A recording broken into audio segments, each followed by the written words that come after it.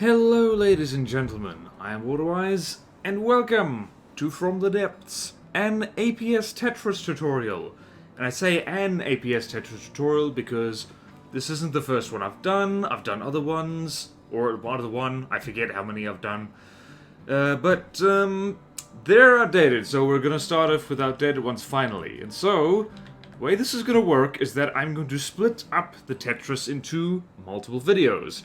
For a number of reasons. Firstly, there are multiple sizes of loader with APS, and depending on the length of the loader, different kinds of Tetris are better or worse. So that's actually too much to fit into one video.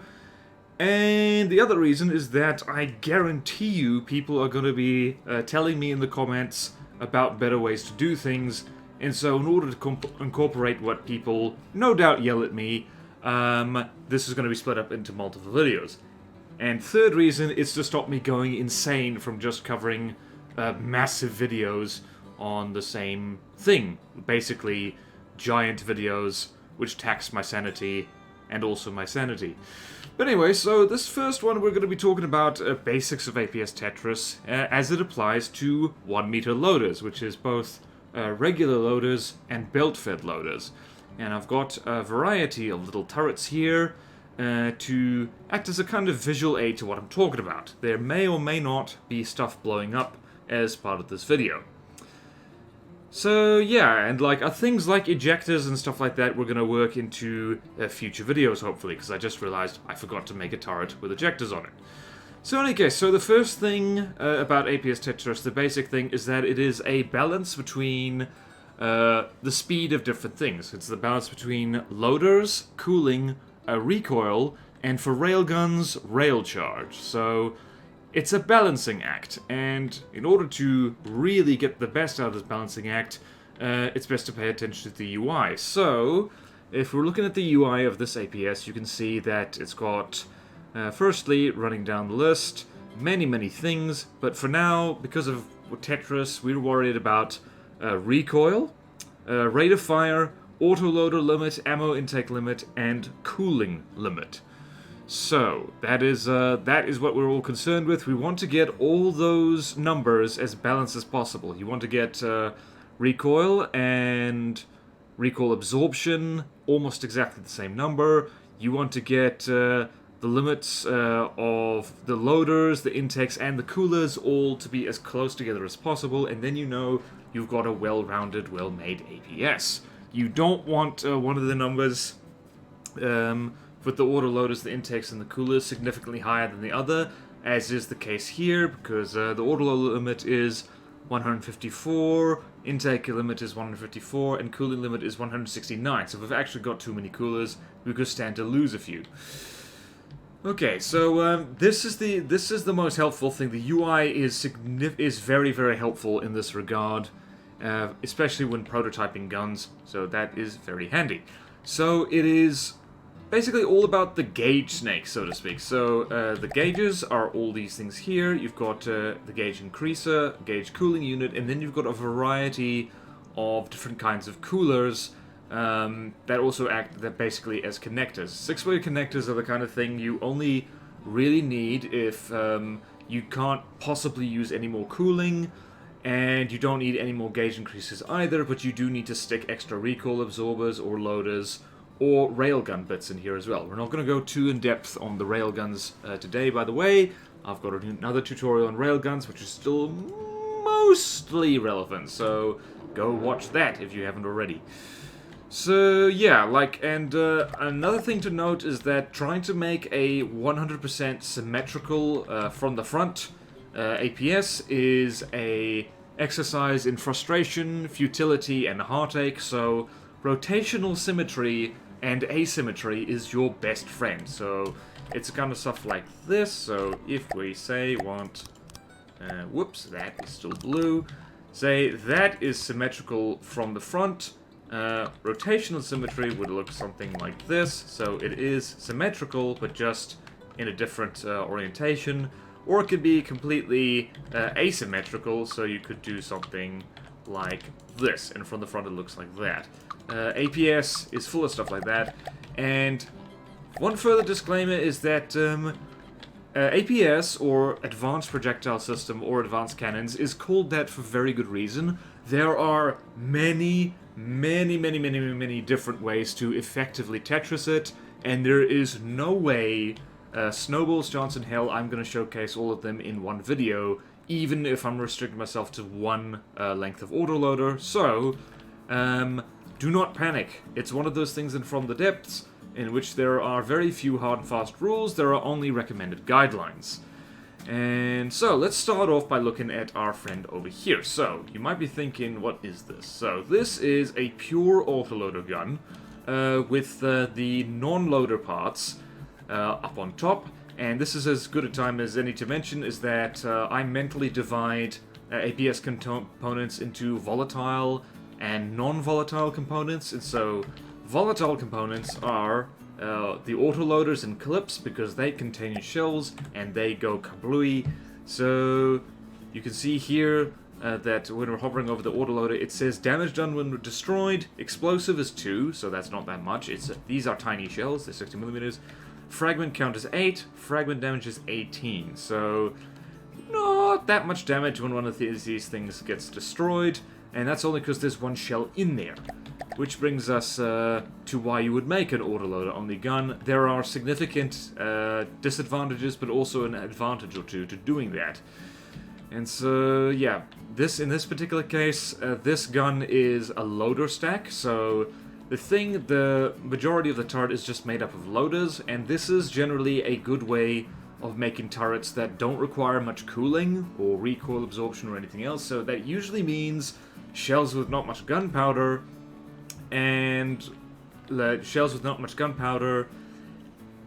and yeah, which have they have less muzzle velocity, and thus they require less cooling. So not so much for railguns, because railguns you need railgun charges, and these things do need room. So it's best to hide these things below deck. A third possible category for APS components is the really expensive bits, and so the really expensive bits are railgun chargers, and the barrel magnets, and the autoloaders themselves. So, ideally, expensive, explodey stuff you hide below deck in the turret itself, and the cheaper, more durable stuff you can stick up in the turret cap. You can get away with it a little bit better. So this fella is not actually that good, and so, this loader stack, the main pillar, so to speak, is made up of loaders. Good for smaller gauge guns that don't need much cooling or recoil absorption, but not using clips makes the whole system heavier and more expensive, but slightly more durable and less volatile. So, you will notice that as of a few patches ago, autoloaders are actually reasonably tough. So, health of 300, armor of 20. That puts it at a similar health rating to a metal block, with about half the armor. So, they're not actually that flimsy. And clips, on the other hand, are very flimsy in comparison, so they have less than half the health and less than half the armor. So, one of the main reasons you'd use an autoloader is if there is a significant risk of them getting shot at, so deck guns are best kept autoloader only. However, they are expensive, and they are heavy, so this fella right here, this 1 meter autoloader, is a weight of 40. This guy's got a weight of 10, so yeah, less than half the health, less than half the armor, but also 1/4 of the weight, and also, it's not quite half the cost, but it's getting there. So yeah, this is not what I would recommend for your average APS, because you should be protecting your gun good enough, or using ammo ejectors, which I really am kicking myself I didn't make one for this video, but oh well. So the cost of this thing is 6,380, and the weight is 1,530, so APS is not cheap. However, out of all weapon systems in the game, it's probably the best bang for buck if you do it right, because every other weapon system has significant drawbacks to it, and the only real problem with APS is expense and volatility. It explodes like nothing else does. And so moving on to the next one, we get the other bit of APS wisdom is to replace loaders with clips whenever possible, if you're sure that you can keep them safe. So this is, again, it's the loader stack. It is exactly the same thing as this, but the main pillar is made of the loaders and clips. So, usual story, same configuration, it's good for stuff that doesn't require much cooling or recoil, but using clips retains the rate of fire, but reduces cost and weight. More shells stored means increased volatility. And so you can see this thing is almost 1,000 materials cheaper, so cost of 5,420 and weight of 1,170. So it is cheaper, it is lighter, and it has the same rate of fire and the same firepower. So firepower 4.54, firepower 4.54, and rate of fire 154.3 and 154.3. And it's just whenever possible, I've replaced an autoloader with a clip, and it's exactly functional. And to those of you who think like, that's not a huge difference, that adds up significantly, particularly when you're placing multiple APS guns or making very big ones. You gotta use clips whenever possible, unless you have a very good reason not to.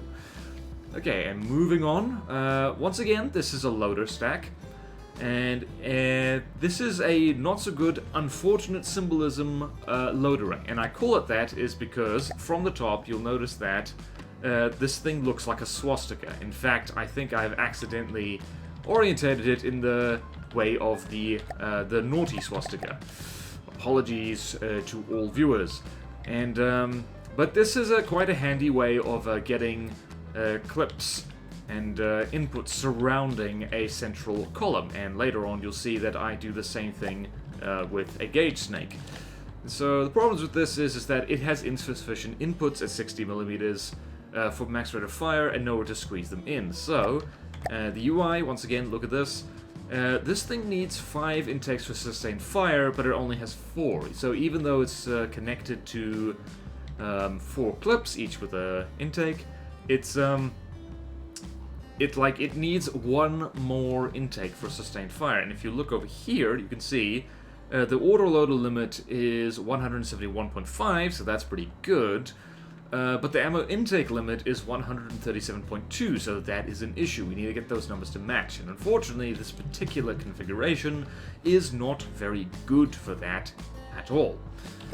So yeah, moving on to the slightly better version.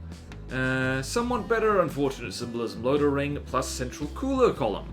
And this is a useful configuration of shells that require a lot of cooling, which, quite frankly, is most useful ones. And the cost and weight is like, this is where it's not getting to be significantly different enough to talk about. That's mainly a difference between loader only and clip using APS systems. So, this is not a loader stack, this has a central gauge snake of cooling vents. Which is very handy for Tetris because you can snake this here, there, and everywhere. So, simultaneously playing Snake and Tetris. Oh, how versatile we are. And you'll notice that once again we've got the nasty swastika running around the central column, but the loaders are matched with the clips. So this thing needs 2 inputs to load to have sustained fire, and it has 2. So that works jolly, jolly, jolly good. You'll notice that it only has a reduced rate of fire because slightly less of the turret volume is taken up with loaders. So over here we have a maximum possible fire rate thanks to all the loaders of 171.5, but we haven't reached that.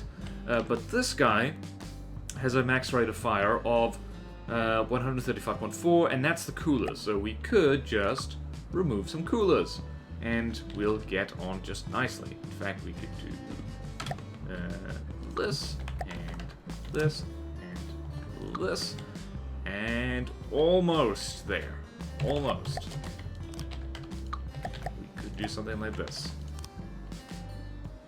Almost. And that is the problem with coolers, is sometimes you do end up with slightly too much.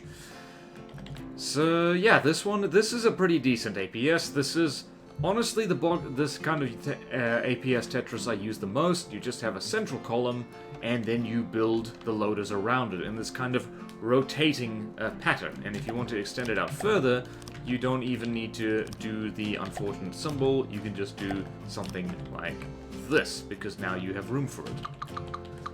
Lovely jubbly. So now we're moving on to belt-fed loaders. So this one is a bad example. So this is a bad belt feeder.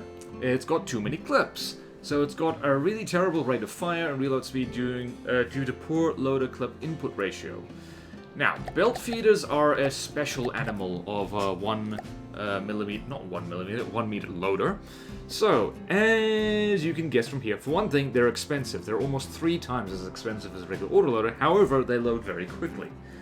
The belt-fed loader loads much faster than a standard autoloader, but the clip cannot be fired during the reloading phase. So, this fella has 65 shells in associated clips, and it will fire all of that in a burst.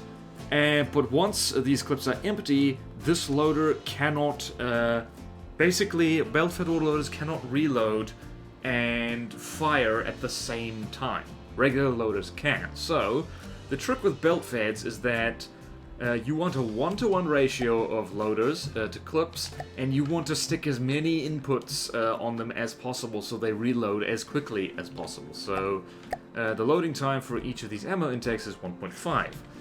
And the thing is that unlike regular loaders, in which if you attach separate ones separately onto them, a separate clip separately onto them, so long as they're not connected like this, this essentially acts as another loader because it improves the rate of fire here. So if I do this, what is it? The shell load time is reduced to 50% because it's got a clip on one side. So essentially, this thing's acting like another free autoloader. Add another one, it's reduced to 33%. So this is like adding these two here makes this thing load about 3 times as fast. Belt-fed loaders do not work like that. They only attach to clips on one side. So you see that pointy thing on the bottom there? That is where the clips load, and the clips load in with that cone that's on top right now. So they only load from one direction, and so you can't add clips onto belt feds like this. It's not connected. So instead, you need to max out the inputs so that this thing can fire that burst and then load again as fast as humanly possible. And so as you see here, we'll look at the ratios. The autoloader limit is 121.6 because we've only got 3 belt-fed autoloaders here. The ammo intake limit is 729.8. That would be fine, except like it's not particularly helpful here because we've only got 3 loaders, and that's just way too excessive. And the cooling limit is 300 or so. That's no good. So here we have an example of a slightly better belt feeder. It's got a 1-to-1 loader-clip ratio and lots of inputs. And good rate of fire and reload speed due to 1 clip per loader and multiple inputs, and it's got room for more cooler. So, what do we have here? So we've got, this is kind of a loader stack, as is this one, but these things are rigged up a little bit better. So generally belt feds, you want to stick as many inputs as you can on them. 4 usually is the best for Tetris. So we've got right here, we've got 33 shells in this puppy, and we've got 4 inputs that each load 1 shell every 1.5 seconds. You can do the math on how much faster that loads. And this thing fires considerably faster than the other one, because this guy is at 121.6 RPM. This fella is at 202.7 RPM. And basically, with belt-fed loaders, you do kind of want the ammo intake limit to be a bit higher, or significantly higher than the autoloader limit, because that means the things will reload quicker. So this is a pretty decent one, not amazing. And just a little note that these are all necklace turrets for convenience. Ordinarily with turrets like this, particularly if they're secondary guns, you want to stick a kind of neck on it, so it can poke through the deck without putting the explodey bits at risk. But speaking of decks, here is an example of a deck gun. And this is where, I mentioned earlier, loaders come in handy because they're tougher. So this is a terrible deck gun. It's small, too little darker, and it's exposed. Also, it's got volatile clips on it. So here's a good side-by-side example. I should probably show you the shells for these things. So this fella is just a frag shell. Wait, what is this? No, 60 millimeters. There we go. So it's not an amazing little frag shell. It's just a regular little one. But it does about 400 damage per fragment. So if we go here, you'll see that Damage done when destroyed, explosive is 2, fragment count is 8, fragment damage 18. So, at the very least, it reduces the damage, if there's only one shell in there. Clips are a different story. So, the damage done when the clip is destroyed is about 50. Oh, this is exactly the same shell. This thing's holding 32 shells. Explosive is 56, fragment count is 10, and fragment damage is 470. So, if I pull out my super handy-dandy death ray, wherever it is, so you can see that it is a significant problem when a clip gets destroyed. And if I go here, as opposed to an autoloader. So if I destroy this fella, basically nothing. I can destroy many of these, and this particular shell won't be a problem. In fact, I can destroy almost all of these, and it's only a problem when the actual turret gets decapitated. So that is where autoloaders are quite handy. They're significantly less volatile, and we've got no visible... Oh, it's visible now. Okay. So a slightly better example of a deck gun is our friend over here, and I was not originally intending to showcase this particular turret in this video because it was kind of a spur-of-the-moment whim, and then I thought, hang on, this is actually pretty decent as APS deck guns go, and you've probably noticed it's significantly bigger than the other ones. So this is one of the ones that's a little bit bigger. Which ones have these? I really should have marked these. Ah, yeah, the Gauge Snake one has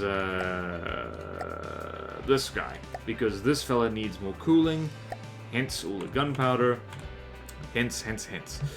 Anyway, this guy fires tiny, crappy little frag shells, so let's go, yep, it's 402 millimeters, and not super great stats, but it's a little 1 meter shell, and this guy is built a little bit better as deck guns go. Firstly, volatile bits are stuck in the back, so the autoloaders are behind the coolers, which are behind the firing piece, and more recoil absorbers, and this honking big mantlet with its plenty of health and armor.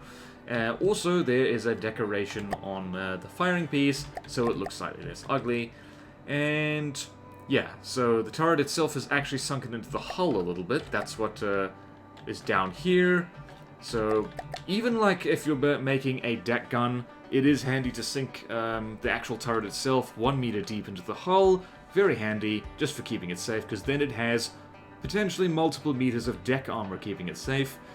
And yeah, so this fella is reasonably good as deck guns go, and it even has a decent rate of fire for the fact that it is a 400mm gun. And in fact, I will demonstrate that. It goes bang, 1, 2, 3, 4, 5, 6, 7, 8, 9, 10. There we go. So that's not an impressive rate of fire, but this guy is tiny. Speaking is 1, 2, 3, 4, 5 meters tall, 5 meters wide, and 1, 2, 3, 4, 5, 6, 7, 8, 9, 10, 11 meters long, so it's decent ducker crammed into a tight space. And so you could just wash, like, you ever seen a picture of a World War II battleship? Lots of crap guns can be almost as good as one really good one, so just, you can swab the deck in these things, and it is a jolly good time. And so, yeah, that's basically it for 1 meter Tetris. So, with longer autoloaders, I would hesitate to make deck guns out of them, simply because the bigger a deck gun is, the more likely it is to get hit. So, not super intelligent idea, and we should probably shoot at a marauder while I have some closing thoughts. So, yeah, that's basically it for 1 meter loaders. Let's shoot at a marauder, why not?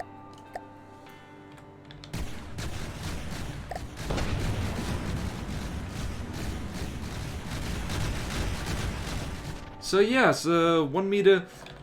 Honestly, 1 meter APS Tetris is, I'm not going to say easy, I am going to say it's the more straightforward kind of APS.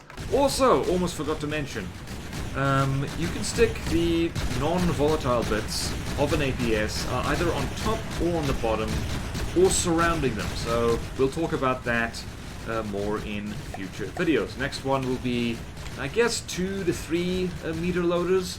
I've even got some of the fortresses built up already.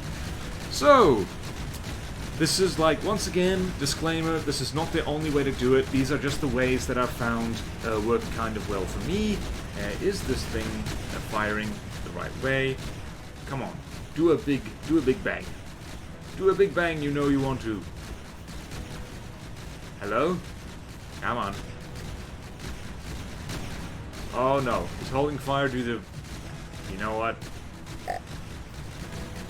Let's see what happens when this happens. We missed. Never mind. Okay, I'm mucking around now. So, thank you all so much for watching.